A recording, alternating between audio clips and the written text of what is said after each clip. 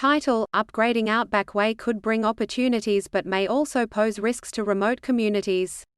The sealing of the 2,700-kilometre Outback Way could bring tourism, traffic, jobs, and freight to the most remote communities in Australia.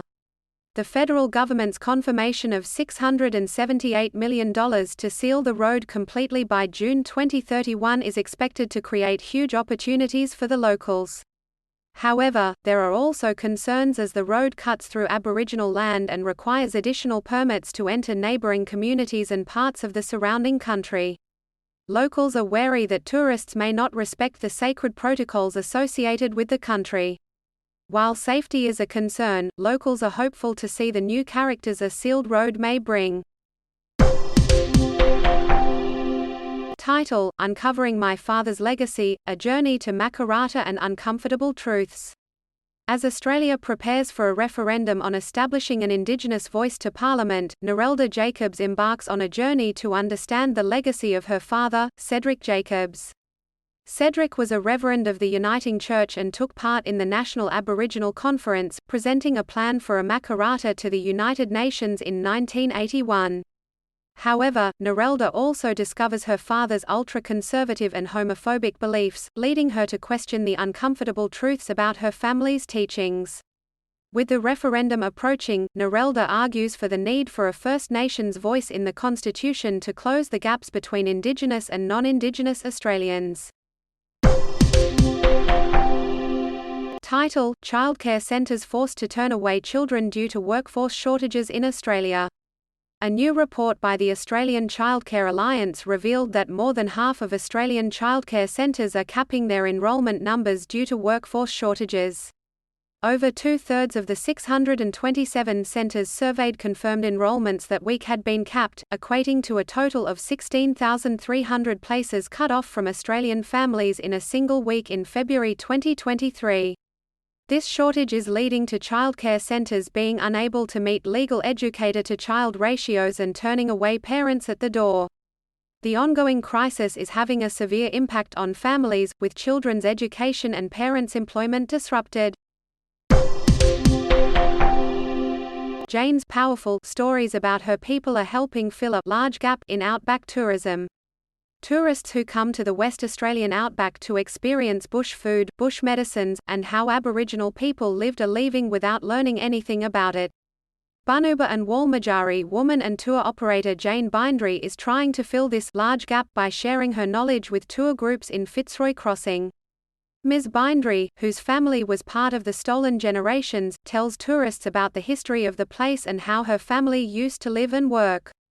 She believes it's essential to share their stories so that the world can hear the truth about their history. Title: Hands-on learning helps feed the needy while educating students. A small vegetable farm in Tower Hill is helping hands-on learning students gain practical education while feeding the needy. The program teaches practical lessons outside the classroom and uses students' hands to get them involved in activities in their community. Recently, a farmer opted to help coach the students, showing them how to harvest cabbages that would be delivered free to local residents experiencing food insecurity. The program has been shown to increase school attendance and elevate kids' confidence. The Poln has run the small farm that is completely reliant on local customers and grows 30 different lines of vegetables. In the midst of rising mortgage repayments, council rates, and energy costs, grassroots initiatives like this can provide some relief to those in need. Calls to elder abuse helpline spike as cost of living increases. Reports of older people being mistreated are on the rise, as people move back in with their parents, and parents move into their adult children's homes too, due to mounting financial pressures. The leading organisation tackling elder abuse in Victoria, Seniors Rights Victoria (SRV), reported a 39% increase in calls in the first quarter of this year, with 1,371 calls taken. Advocates are concerned that the ongoing cost of living crisis, which has affected many elderly Australians, is contributing to the spike. Elder abuse is defined as any act, or failure to act, which causes harm or distress to an older person in a relationship of trust. Residents on the wrong side of the wall feel abandoned by $175 million flood levy promise to save properties and lives. Bundaberg's $175 million levy has been promised to protect about 600 properties in the east, south, and CBD suburbs. However, the levy stops short of protecting all residents, including North Bundaberg, where thousands of homes were flooded in 2013. Sid McEwen, a resident whose street will be split by the levy, said, "We're in the river. It means a total devaluation." Trawler operator Scott Hodgetts lost my house and everything else in East Bundaberg in 2013, and he believes that the levy will do nothing for his home or business. The levy project is still in the design and consultation phase, but property resumptions have not been ruled out. Title: Carlton hopes to revive struggling season against Gold Coast Suns. Carlton hopes for a change of fortune when they take on the Gold Coast Suns in their bid to turn their lackluster season around. Carlton is looking to secure their second win of the campaign, while the Gold Coast Suns are chasing a finals spot. After a bye week, the Suns will be looking to continue their impressive form. Follow the live scores, stats, and results to see if Carlton can resurrect their season. Title: Sound recordings reveal hope for endangered bittern birds' mating habits. Recordings of male Australasian bitterns' mating calls have given hope for the survival of the endangered bird. The recordings show near-record numbers of the bird in its prime habitat of the reedy wetlands of the Barmah-Millewa forest. The bitterns are so well camouflaged that tracking their calls gave the best insight into their breeding activity. The recordings were made in southern New South Wales after Charles Sturt University scientists placed sound recorders in the forest as floods in the Murray River approached the area. The flood was the largest in a decade, which helped the bittern birds' mating season with additional water delivery. #. Title: First People's Assembly of Victoria to begin state treaty negotiations. The First People's Assembly of Victoria, made up of 32 traditional owners, has elected representatives to begin negotiations on a statewide treaty. Led by Gunditjmara man Reuben Berg, the Assembly is planning to shift power relations between Indigenous communities and the government in Victoria. The process, overseen by an independent umpire, will address legacy issues from colonisation, including water rights and justice for Indigenous communities. The election saw over 7,000 Indigenous people enrolled to vote, tripling the number since 2019. This state treaty negotiation comes as Australia debates the referendum on an Indigenous voice to Parliament. Title: Woman declared dead again, a week after knocking on her coffin at her own wake. A woman who had surprised her relatives by knocking on her coffin during her wake this month has died, 7 days after being declared dead. Bella Montoya had been under permanent surveillance in intensive care, but succumbed to an ischemic stroke, according to Ecuador's health ministry. The deceased woman's sister has formally complained, seeking to identify the doctor who incorrectly declared her dead. Ms. Montoya had reportedly woken up and started knocking after spending 5 hours inside her coffin at a funeral home, and her son says she was unconscious when brought to hospital.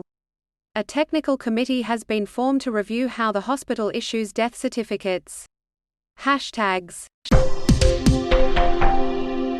Title: Ayahuasca helps rescuers locate lost children in the Amazon. The search for 4 lost indigenous children in the Colombian Amazon jungle was aided by a spiritual tea made from rainforest plants. The tea, known as yagé or ayahuasca, has been used for centuries as a cure for various ailments. The volunteers believed that the hallucinogenic effects of the tea would help them locate the lost children. Despite initial attempts failing, an elder drank what little was left of the tea and had visions of the children, leading to their eventual rescue. The siblings, aged between 13 and 11 months, were found after 40 days of searching. Title: Government expands flood support scheme to help homeowners. The Queensland Government is expanding the Resilient Homes Fund as demand for support exceeds its expectations. An additional 300 homes in southeast Queensland are now eligible for the program, which was launched in response to the 2022 flooding disaster. The fund provides 3 initiatives: retrofitting, raising, and buying back homes. The government initially predicted the fund would help 500 homes, but demand is higher than expected. The multi-million-dollar scheme is jointly funded by the state and federal governments, and aims to protect taxpayers and homeowners from future costs. Applications for retrofitting and raising homes close at the end of July. Microsoft confirms Anonymous Sudan as group behind Office outage. Microsoft has officially confirmed that Anonymous Sudan, a hacktivist group, was responsible for the major outage of the Office suite programs that occurred earlier this month. Initially, the company was reluctant to acknowledge the attack, but it has now revealed that the group claimed responsibility on its Telegram social media channel. According to Microsoft, the attackers focused on disruption and publicity and were likely using rented cloud infrastructure and virtual private networks to bombard Microsoft servers around the world. The company has stated that no customer data was accessed or compromised during the attack. Fly High Young Gerv, emotional tribute from sporting teammates for 13-year-old killed in e-bike crash. Sporting fields around the Illawarra fell quiet on Saturday as tributes were made to popular junior rugby league player Jervis Willilo, who died in an e-bike accident on Friday. Members of the Shellharbour Stingrays under-14 rugby league club carried the jersey of their teammate Jervis Willilo onto the field on Saturday after his death in an e-bike accident the night before. The club's junior president Steve Eads said the team was given the option of postponing the game, but the squad wanted to play in honor of the 13-year-old. Friends have started a GoFundMe for the family. Link. Cleanup underway as driverless train operated by Rio Tinto derails in the Pilbara. A driverless train operated by Rio Tinto has derailed near Karratha, causing more than a dozen iron ore carts to overturn and block a rail line. The incident occurred on Saturday evening, but no injuries were reported. The area remains blocked off, and a major cleanup effort is underway. The rail line is solely used by Rio Tinto and does not host other trains. Authorities are yet to determine the cause of the derailment. The Office of the National Rail Safety Regulator and Rio Tinto have been contacted for comment. Car plows into Victorian High School, leaving driver with critical injuries. A man is fighting for his life after his car crashed into Healesville High School, northeast of Melbourne, leaving him in a critical condition. Emergency services responded to the scene and found the 37-year-old man with life-threatening injuries. The driver was the only person in the car at the time of the incident. He was treated at the scene before being airlifted to the Royal Melbourne Hospital. Police have appealed for anyone who witnessed the incident or has dashcam footage to contact Crime Stoppers. Title: South Australian Government proposes reforms to allow pet ownership in rentals. South Australian renters may soon have the right to own pets under proposed rental reforms by the state government. The blanket ban on pets would be removed and landlords would have to negotiate with tenants based on individual circumstances. RSPCA revealed that pet surrenders have tripled in the past 3 years due to rental issues, causing distress for both owners and shelter staff. The proposed changes would require tenants to comply with reasonable conditions like professional cleaning at the end of the tenancy or keeping pets outside where appropriate. The government hopes to introduce the reforms to Parliament within a year. Crews battle fire at Ashley Youth Detention Centre. A fire broke out in a unit of Tasmania's Ashley Youth Detention Centre, prompting the evacuation of the facility. The blaze reportedly started in the lounge area and spread to other parts of the building. Firefighters are currently on the scene, and police are sending additional resources to assist. The facility, which currently houses 19 children, has been the subject of criticism and calls for closure in recent years. The state government has plans to replace Ashley with 5 separate facilities. Driver killed, passenger injured in Central Australia single vehicle rollover. A fatal crash in Central Australia has left one woman dead and another person injured. The incident, which saw a single vehicle rollover, occurred 112 kilometres south of the remote community of Alpara on Saturday afternoon. Emergency services were called to the scene at 4:40 p.m., with responders declaring the driver dead and the passenger transferred to the Al-Para clinic with non-life-threatening injuries. Police have notified the Northern Territory's workplace watchdog, and the Major Crash Investigation Unit is investigating. This marks the 6th death on the Northern Territory's roads this year and the 2nd fatal crash this month. Relief and elation as missing diver found after spending night on remote island. A spear fisherman who spent the night on a remote island in the Baywa National Park has been found safe and well on day 2 of the search. The man, aged 64, failed to return from a dive near Leonard's Island, south of Merimbula, on Saturday. The search involved multiple agencies, including Marine Rescue Merimbula, local Surf Lifesaving Club members, and a rescue helicopter. The search was suspended on Saturday due to poor light, but resumed on Sunday morning. The man was found alive and well on Sunday, and was assessed by New South Wales ambulance staff with no injuries. Philippine ferry carrying 120 passengers catches fire at sea. A Philippine ferry carrying 120 passengers caught fire on Sunday while en route to Bohol province in the central Philippines. All passengers and crew members were rescued safely, and the fire was eventually extinguished. The Coast Guard deployed 2 vessels to aid in putting out the flames, which raged for over 5 hours. Despite the incident's happy ending, maritime accidents are common in the Philippines due to frequent storms, badly maintained vessels, overcrowding, and spotty enforcement of safety regulations, especially in remote provinces. An investigation is currently underway. Magnitude 3.1 earthquake strikes Appin region on the outskirts of Sydney's southwest. A small earthquake with a magnitude of 3.1 has hit the Appin region, around 75 kilometres southwest of Sydney. The tremor happened on Sunday afternoon, and was located just north of Douglas Park, at approximately 3 kilometres below the Earth's crust.